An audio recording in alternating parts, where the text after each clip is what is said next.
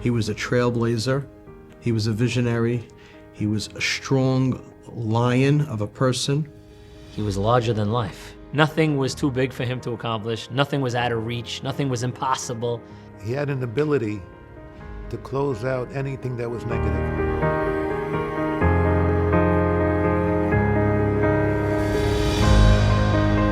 Very charismatic, real leader, a good speaker, dynamic. He was very influential. It was hard to be around him without getting absorbed from something that he's doing. Everyone accepted him as the undisputed leader of our community.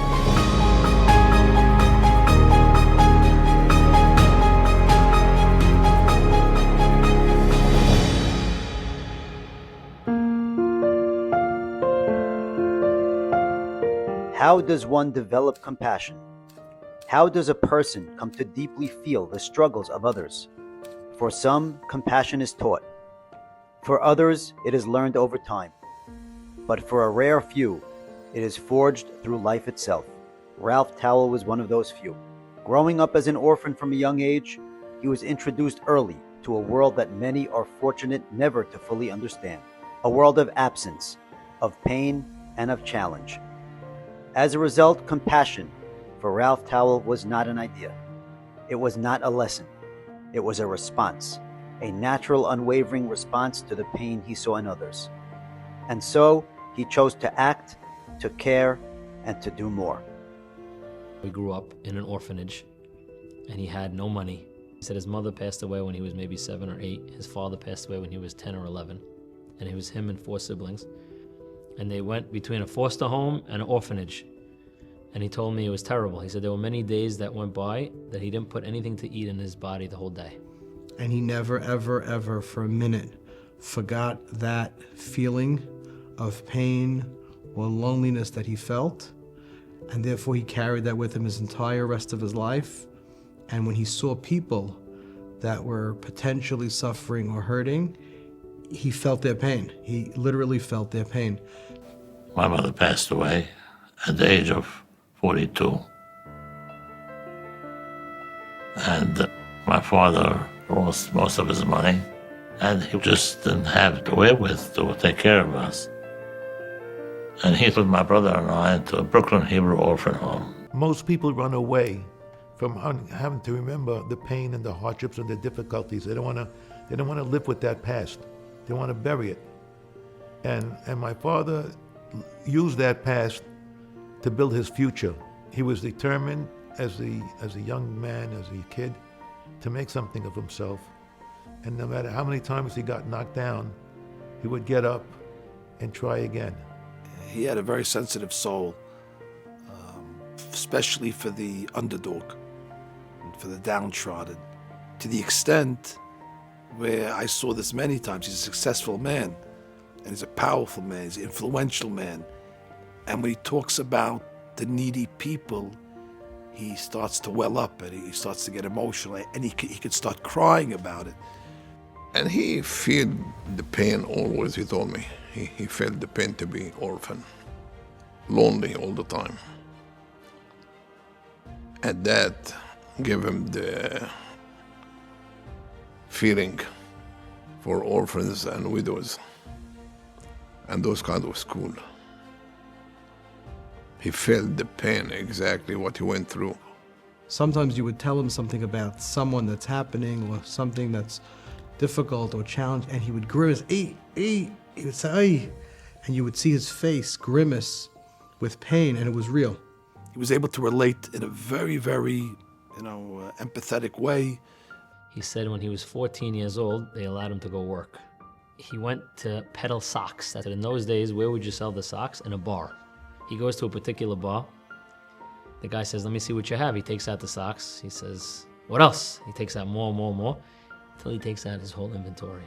He starts taking the socks, throwing it to the other guy in the bar who's also drinking, and 4 or 5 people get involved. They're laughing. He says the end of the story was, I ended up outside the bar. They took all my socks in a pool of blood, crying on the floor. And he's sobbing on the floor. And then he said he heard a little voice in the back of his head. And he says, "Ralph, don't let anybody put you on the floor. Don't let anybody put you down. You got to pick yourself up. You got to make something with your life. And he promised himself then, I will never kneel again to another man. And that resolve that he felt humiliated inspired him to really go out and make some money. Father had tremendous ability to change the situation around. That was the biggest strength that he had in our partnership, is that we got into trouble with the customer, he was able to talk his way out of it in a way where they were happy to get to do business with us. Ralph was a family man. He was very strong on the family unity. I saw it all the years that I spent Pesach with him. Everybody's there. Nobody's missing. I always knew him as Mr. Ralph Tawil, the legend, the community leader, the philanthropist. And then when I got married, I started to know him as Poppy.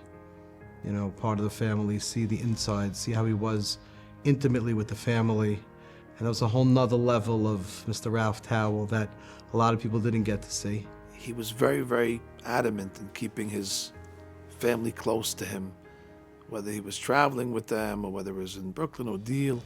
He embraced, hugged, and kissed all of his, children and grandchildren, which, for such a strong man, powerful person, he was like a gentle giant when it came to his family. And of course, he would do anything for the family, including giving strong advice. At the age of 80 and 90, he would take the grandchildren at least once a week to Spring Lake, and they'll go on the rides. He loved picking them up. He loved taking them out to dinner. He loved talking to them. He was a child again with them. He loved the grandkids, loved. And they loved him. They would sit on his lap. He would smile, the biggest smile you ever saw, kiss them. He was warm. He was loving. He was patient. He would play with them for a few minutes. Like you said, usually somebody who's so successful and so busy, sometimes they don't have that side of them, but that wasn't Ralph. He was very with the grandkids, very proud of them, very connecting with them, and he just loved them. He had such a love for his wife, Ray. You could see the way he treated her, the way he spoke to her. I made my first trip to Asia with my father. So every Sunday morning, we would have a call in to New York to talk to my mother and my two sisters. And like clockwork, we're in the middle of a major meeting with all the makers.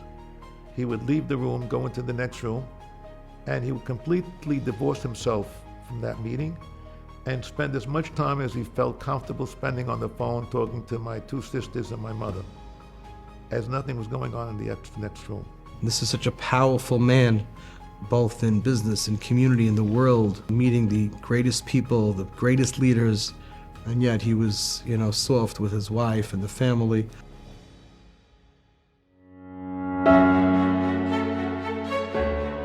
Strength is often misunderstood. It is not just the ability to endure.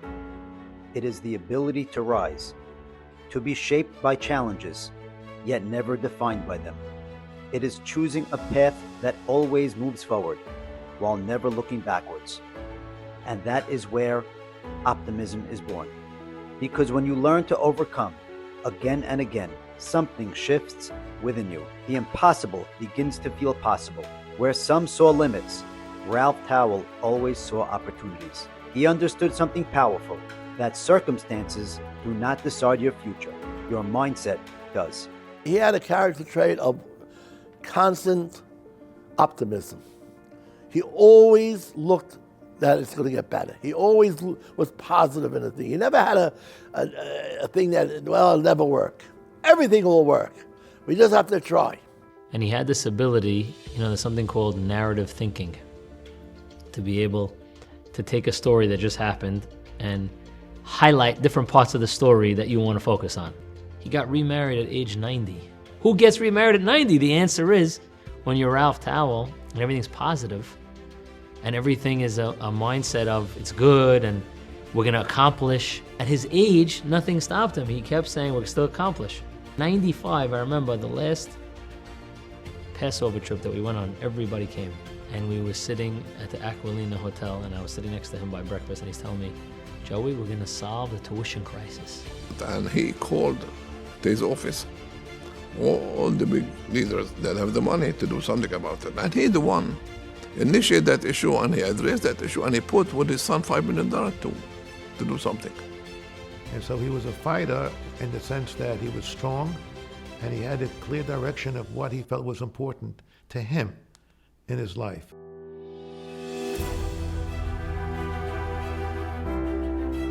Generosity is often measured in numbers, but true giving goes far beyond what can be counted. Ralph Tawil showed that true wealth is measured not by what you keep, but by what you share. That giving is not an obligation, it is an opportunity, and that one person's generosity can forge outward, touching countless lives. He didn't just support individuals, he uplifted an entire community. Through his actions, he created a culture where generosity became the standard, not the exception. A community beginning to become known around the world for its philanthropy was elevated even further, challenged to do more, to reach farther, to give deeper. This was the life mission of one man. He was a fighter for those that were down and out. Usually people are running away from people that are down and out because they know they're going to ask them for money. He ran after those people to try to help them. He sought after them to see what was wrong and how to help these people in their lives. I went to my father one time, said I have a relative that keeps on asking me for money, and he doesn't know what he's doing. What should I do with him? So he told me, Saul, if he knew what he was doing, he wouldn't need money from you. So give him money, because without the money, he's never going to learn what he's doing. Don't expect him to know what he's doing. It's not going to happen. So I helped him out again. When I started to open up the kollel, I started to reach out to many of the people in the community. And Ralph Tawil was one of the major people. And we named the building after him in the kollel. Saul, his son, donated the building in honor of his father. And it was, without a question, a big help that we had from him. And all the years, he was from our biggest supporters in the kollel. And he gave a tremendous percentage of his money to charity. He was wealthy, but he gave more than 10 or 20%. He said, if every individual, truthfully, and he gives his own 10%, would be plus in our community to cover every budget, every school, every kollel. Would be no poverty. 50 years was the biggest advocate of charity in our community. He just had a very generous spirit. He wanted to help, he wanted to do good, and he wanted to give. He also had a lot of emunah in the fact that if you give, you're going to get. He believed it in his soul. He used to always say, I fight with Hashem. The more I give, the more he gives me. I give, he gives me. It's like a fight between us. I look back as charitable people in our community, without a question, he's in the top echelon of the most charitable people in our community. And you saw that he only was rewarded with good health. He lived long, and he had a beautiful business, and he had his children, and going in all his ways, his grandchildren going in his ways. So he was the founder of Atirat. He was the founder of Sha'arei Torah Yeshiva. He was president of Magen David Yeshiva. He was over here Hillel Yeshiva. It's a very unusual thing. But he was concerned about the entirety of the community and making sure that everybody got the education that they needed for whatever style or whatever they were up to. There was three partners, three founders of the yeshiva. Boyle Rahman, Eli Safdi, Alav Shalom, and Rav Tawil, Alav Shalom. Each one commit 600,000, meaning 1.8 to start Atirat off. He understood the value of Torah. He supported everyone and helped all the real Torah institutions in our community, without a question. Every one of them leans back on Rav Tawil as one of the biggest helpers they had in the early years. Everyone, Atirat, the kollel, Sha'arei Torah, all of them leaned on Ralph. His charity giving was legendary, but his charity preaching was something that he made it his business to do. Nobody can give a pep talk and excite people up. He was passionate. He was very well spoken. He was captivating. I mean, you listen to Ralph Tawil, no matter what he's talking about, he can catch your attention. And the main thing he used to speak from the pulpit, or when he got a couple of his friends around, he talked about charity, he talked about giving. And Ralph Tawil was famous for his line. He'd get up in front of wealthier people in the community who came to the parlor meeting, and he would say, we have a club. It's called the Rich Man's Club. We know the secret how to join this rich club. Give tzedakah. He goes, it's a secret that all of us in this club know it. He spoke about it. He believed to his core that he was blessed because he gave. That's what he was taught. And he made it his business in the community to talk about that constantly, to give, and give more. And the more you give, the more Hashem's going to give you. At the 90, the Syrian government under Assad, they gave the permission to every Jew to come to America. So a certain family, they came to America with nothing, zero, literally zero. So one day, one of them walked to my office when I'm studying with Laraf every day in the morning. He kept blessing him. So after the class, I went to this person and asked him, what's going on, what's it all about? He said, you don't know what he did to us. One Sunday morning, Rav Tawil walked in. He said, what shocked all of us when he took $10,000 and he gave it to my father. I remember there was a time period in the community when we used to have a drive in every shul almost every week. And people were starting to complain, the prayers are taking too long. And certain shuls were making it a policy not to have a drive every week. And he got up and he gave a major speech in Deal Synagogue, where he started to say, and if you don't have drives in your shuls, you're doing a disservice to your community. The whole beracha that our community gives money is only because we have a drive every week. We're training the youth when they're young to want to be the person that can donate big money. And that's why we give money, only because we train them. You cut it out now, you're cutting out your future, because you're cutting out the zichut that the Jewish people have. That was the speech he gave, and it made a tremendous impact. And I know in Deal Shul they continue their drives every week. And he trained hundreds and thousands in our community to give tzedakah. So what's his legacy? A man of charity, a man of giving, a man of helping. To give money is not easy unless you're trained. We have to thank the Ralph Towels of our community to develop this creed that we believe in giving charity. They had a parlor meeting for Shadei Torah. And they had a bunch of people sitting around the table, and Rabbi Meir Yedid was one of the people sitting at the table, but he was a young man, and he's sitting at the table, and he makes a whole pitch, Shadei Torah, we're building the community, whatever, we need everybody to help. At the end, he says it's $1,800 to support a child. He's like, I want to go around the room now, and everybody tell us how many kids you're going to sponsor. And they come up to Rabbi Yedid, and Rabbi Yedid said, I just started working a week ago. I made a few dollars. I don't know any money to donate $1,800. I didn't make $1,800, and how long did it take me to make that much money? So he kind of just not me, pass me by, go to the next guy. Like, I'm next. He's like, don't you know how to make money? Don't you know the secret? He's like, if you give charity, you'll make the money. He goes, pledge the $1,800, even if you don't have it now. Donate one student, you'll see, you'll make it back. And Rabbi Yedid said he was sitting there and he's just like, wow. And he ended up saying, okay, $1,800. And he said it's true. Within the next couple of weeks, he's started to be successful. He made the money back. And he says, Ralph Tawil taught me how to give tzedakah. Rabbi Yaakov Hillel, about 20 years ago, he came to the country and all of a sudden he has trouble, heart problem. So when he came to Rav, says he's not feeling well, he's not functioning. So Rav called Mount Sinai, I believe at that time. They told her, if you want to admit Rabbi Hillel, will not accept him before you're paying immediately in the spot $50,000. And Rav said, that the issue? No problem. Take my credit card, pay right now $50,000.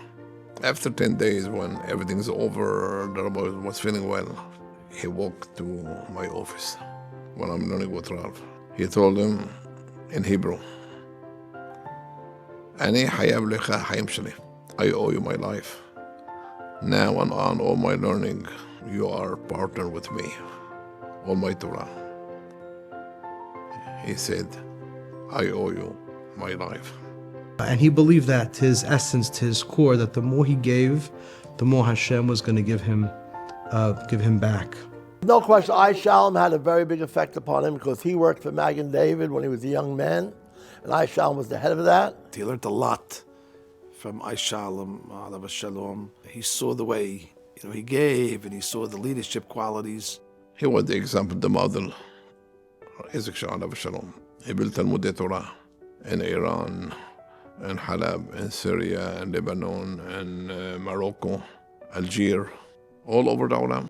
From him, Ralph Tawil, as a young man in the community, watching I Shalom work with religion and how he influenced and brought yeshiva into the mainstream of the community, and little by little convinced the community to support the Magen David yeshiva, was a very big inspiration, I think, for Ralph Tawil himself. I think that inspired him tremendously. He came up with the idea of going into the box business. When he was working for I Shalom, he told Mr. Shalom, and Mr. Shalom told him that it's a very good idea, but how are you going to run your business? He says, that's what I'm here. I need a loan from you. He convinced him, and he told him at that meeting that he'll give him money on one condition, that you give 10% to charity. And my father promised that's what he would do. And for some reason, he had that feeling that he owed Hashem, if he was going to bless him with money, that it would be a blessing, and therefore he should be participating with that blessing by giving money to poor people and helping poor people out. Now, most people forget about paying back Hashem because they think it's them, or they just disregard it, or they don't want to look back on it. But my father was steadfast, and that became his calling throughout his life. In 1933, he got up to speak about the need for a fund to help the poor people. And he was calling out names. And then he saw me, he said, Ralph Tawil. I stood up, I said, 10 cents. He said, good, thank you. And the next year he got up, Ralph Tawil, last year you gave us 10 cents, how much you want to give this year? 25 cents. The other people, $1, $1.50, $1.75. That's what they used to give. But everybody gave, and everybody stood up tall and called out his name. Saul, his only son, who runs Elan High School here, helped the Kollel all the years, following the traditions of his father. Later, when we opened up the Elan High School, he became the biggest supporter. But he's the one that's holding up Elan High School in the most beautiful way. He's contributed so much to this school, not merely in money. He sits, in the early years, he would sit in the office with the principals and call all types of other schools how they do things. And he would challenge us constantly, are we giving the best education to our kids? Are we developing the kids in the best way possible? People think Saul, he only gives the money. No. He shaped the whole curriculum. He challenged us to make sure we were implementing the biggest state-of-the-art methods of education in Elan High School. And it was him that did it. So if anyone built Elan High School, he definitely goes down as one of the major builders of Elan High School over the last 30 years.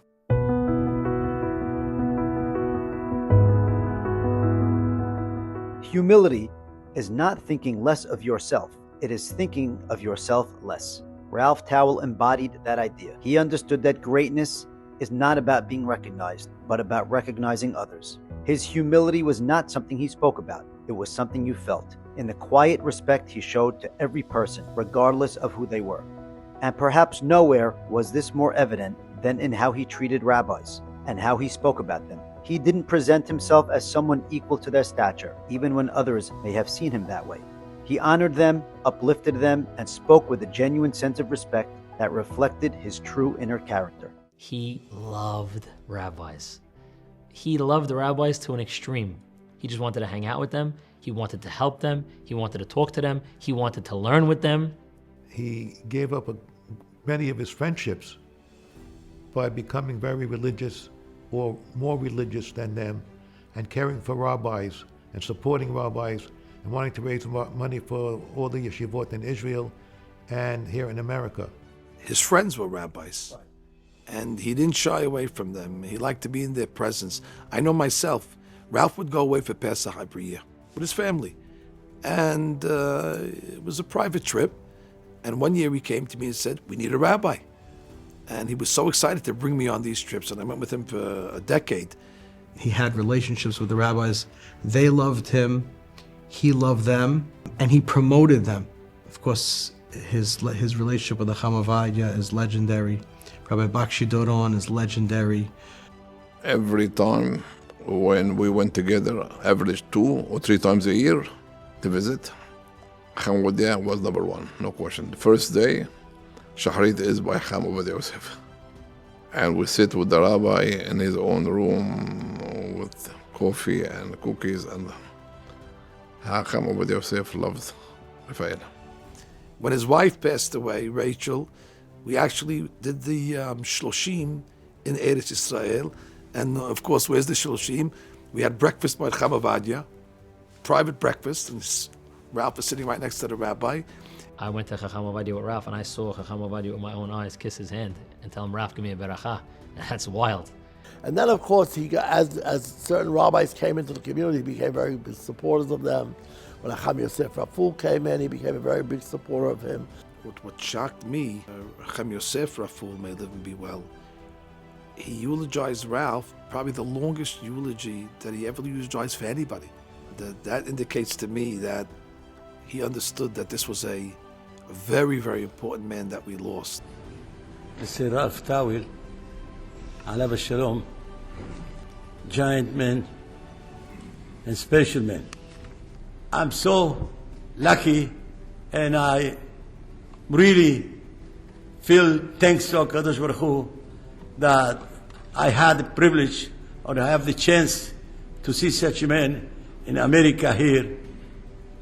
I called him my friend over 50 years. Certainly he was amongst those that sat on my father's house in Clement Conover when they began the Shas party. Ralph Tawil was right there, front and center. He felt the need to build the Sephardic Torah in Eretz Yisrael in a big way. Ralph Tawil believed in the support of community institutions, but he felt that the community includes Eretz Israel.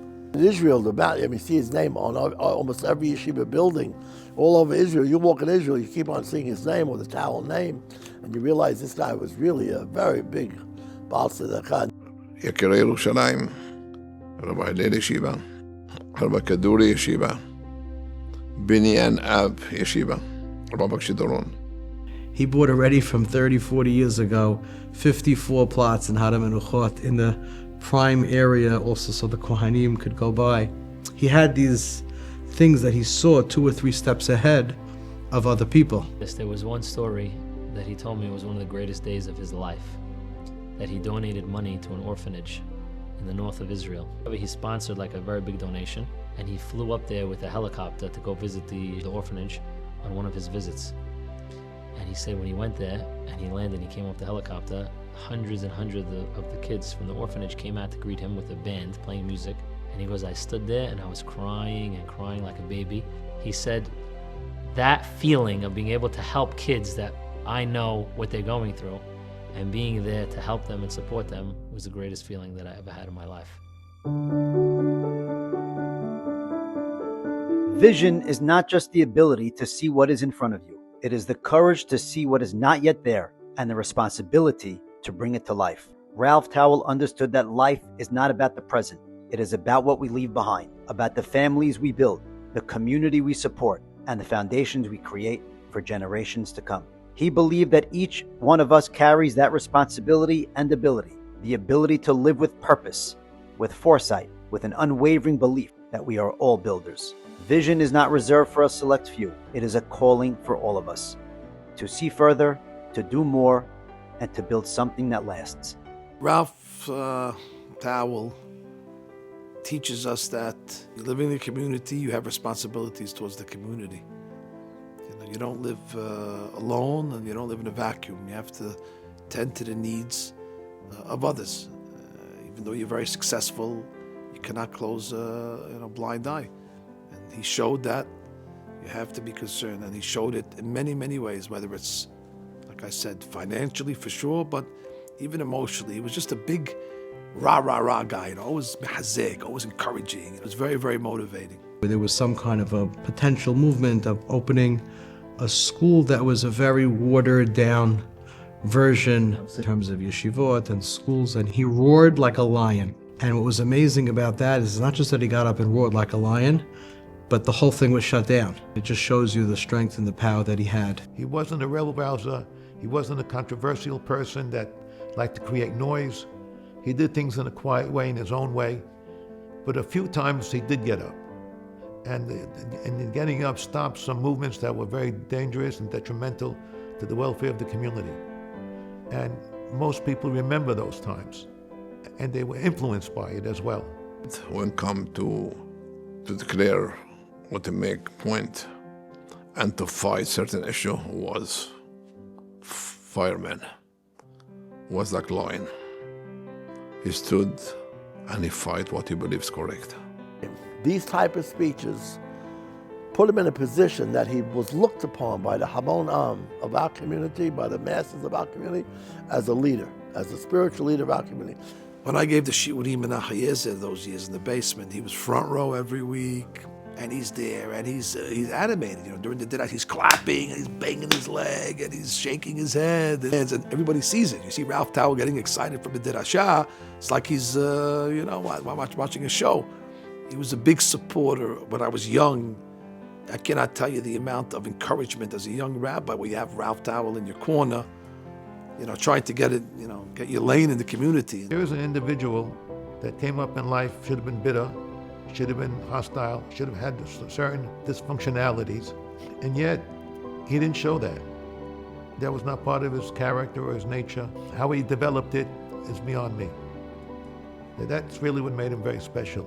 Ralph wanted to build. He wanted to build Torah. He wanted to donate money.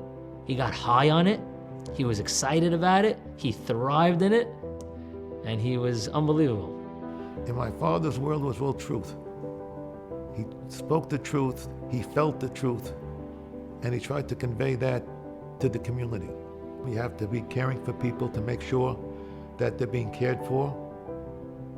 You have to have making sure that the yeshivot are being supported properly so that we can continue as a community to be successful and be blessed. And we have to make sure that we develop institutions that develop rabbis so that they could lead us in a spiritual way. That's what his life was about. One of the reasons Moshe Rabbeinu was selected to be the leader, what made him Gadol? Doesn't say because big Nabi, doesn't say because big Hacham. The Torah said, Vayar beseblotam. When he saw the slavery in Egypt, he saw the suffering, he felt the pain of the Jewish people.